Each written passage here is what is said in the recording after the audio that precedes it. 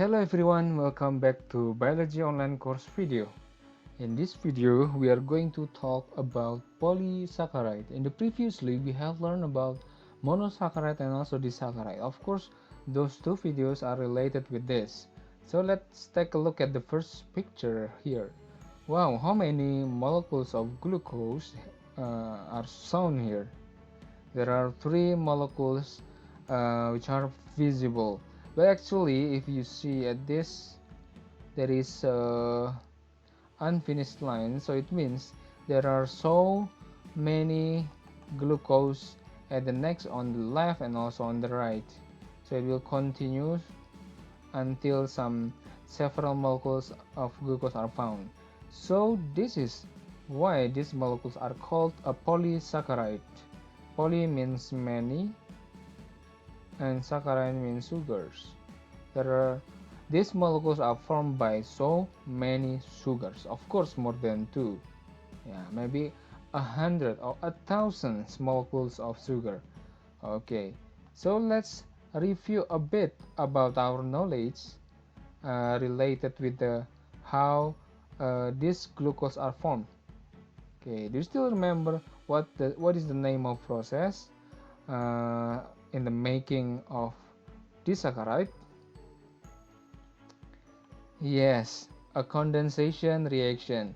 In this bond, or we call it as a glycosidic bond, okay, are formed due to the condensation or removal of water molecules from the two glucose between two glucose. But in this case, there are so many glycosidic bonds, right? Here between glucose with the next another glucose. But the importance is, you can see here, just to remember, this is carbon number 1, right? Number 2, number 3, 4, 5, and 6. And then this is also 1, 2, 3, 4, 5, and then 6, and etc.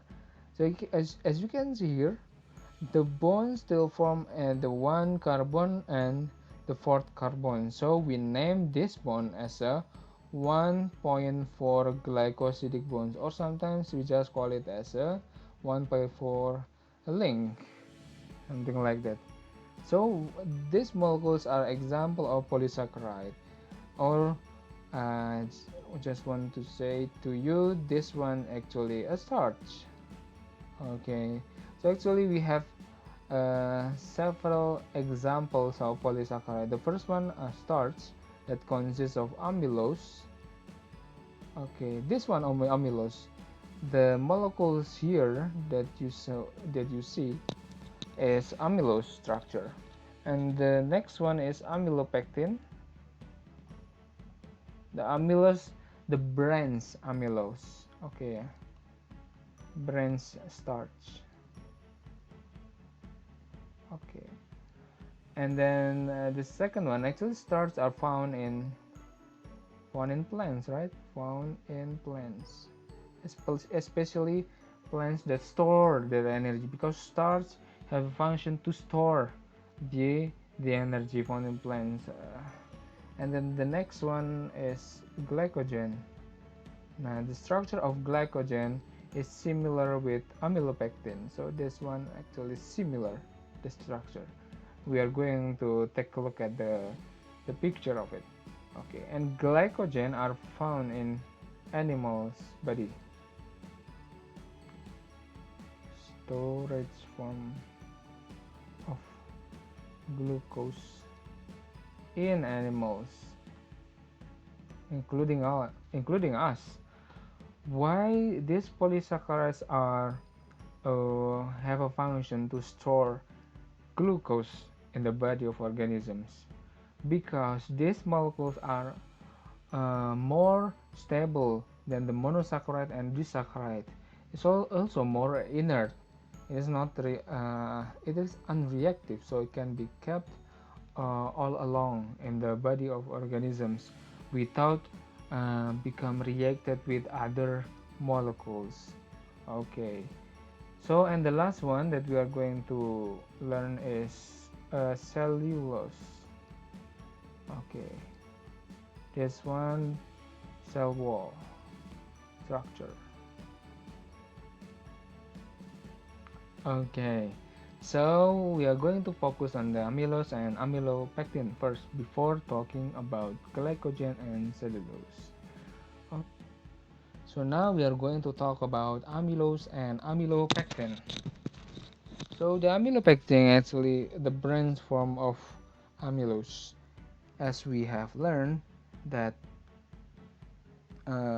every glucose molecules in amylose having a glycosidic bond at 1,4 lengths, right? For carbon number 1 and also carbon number 4. Okay, this one carbon number 1, carbon number 4. So this is number 1 4 link. Okay, but in amylopectin there is another glycosidic bonds are formed, which is between carbon number 6 here with carbon number 1.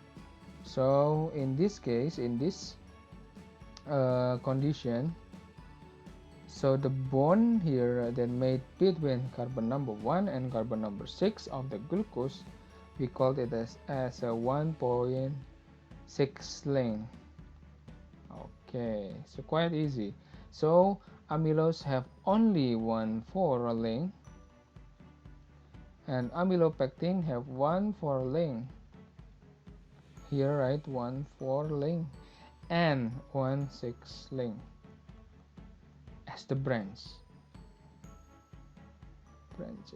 Okay, so this is making a branch, and then this is another branch, and etc. When it branch, so it will make a 1.6, but this is between glucose molecule.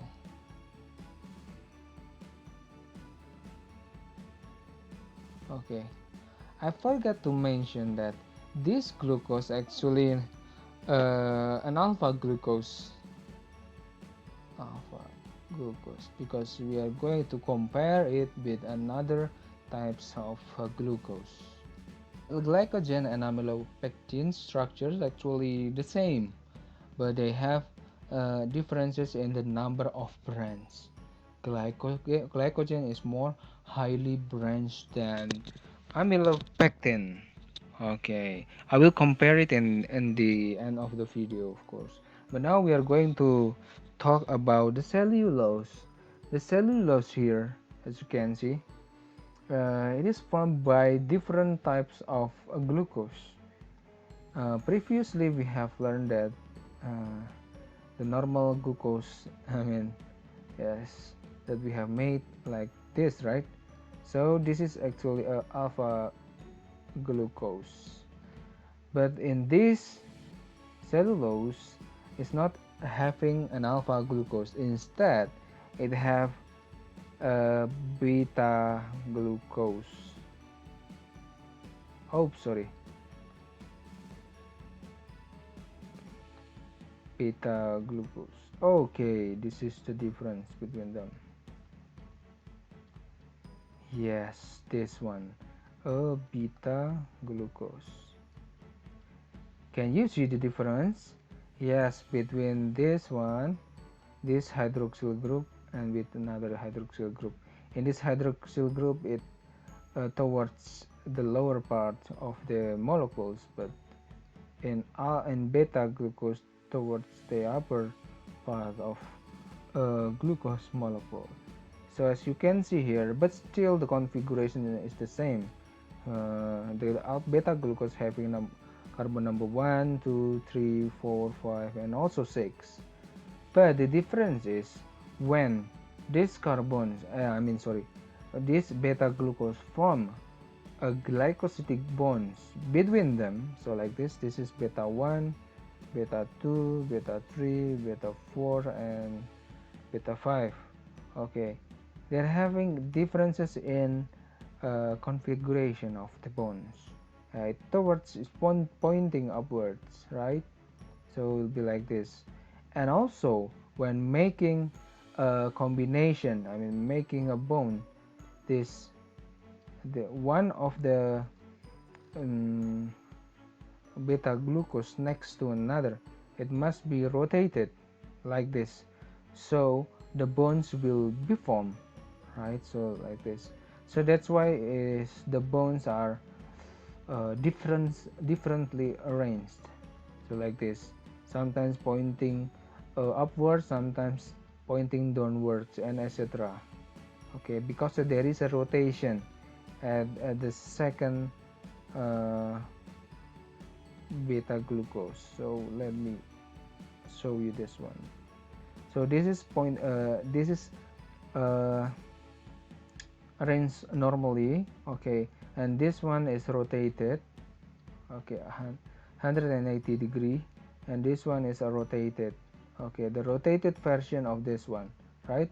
The O become downward like this, the 6 one become downward like that, and etc. Okay, so this is a rotation, okay, and etc.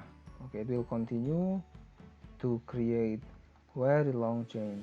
So that one is the difference between the alpha glucose, but still the cellulose is not branched. It's like just like amylose, but the subunit is different. Now in the cellulose having beta glucose as the subunit. Okay, so that is the molecules of cellulose. So now let's compare between those three polysaccharide. The first one, amylose. Amylose without branch, just right with the 1.4 links, right? Between the molecules there are 1.4 links, this one also, and continue 1.4 links. Okay, and then the aminopectin are having branch like this. So there is a branch. Between the branch it will form a 1,6 links, right? Okay, this one is also 1,6 link. Okay, this one also 1,6 link. But still between the glucose molecule they are still form 1.4 link. Okay, so I'm writing down this one. Aminopectin having 1,4 links and also 1,6 links as the branch. Now this glycogen, that is the storage form of glucose in an animal, having more branch than the aminopectin, but still they are having 1,4 links and 1,6 links. Oops, I'm sorry. Okay, three of them are having alpha glucose as their monomer. Okay, is the subunit or monomer. Okay, but in cellulose they are having beta glucose as the subunit or monomer. Okay, they are still having 1.4 links between their glucose molecule, but having beta glucose. But if you can see here between the molecules of the glucose, it is also from a special bonds, which is hydrogen bonds. Oops, it's quite small here.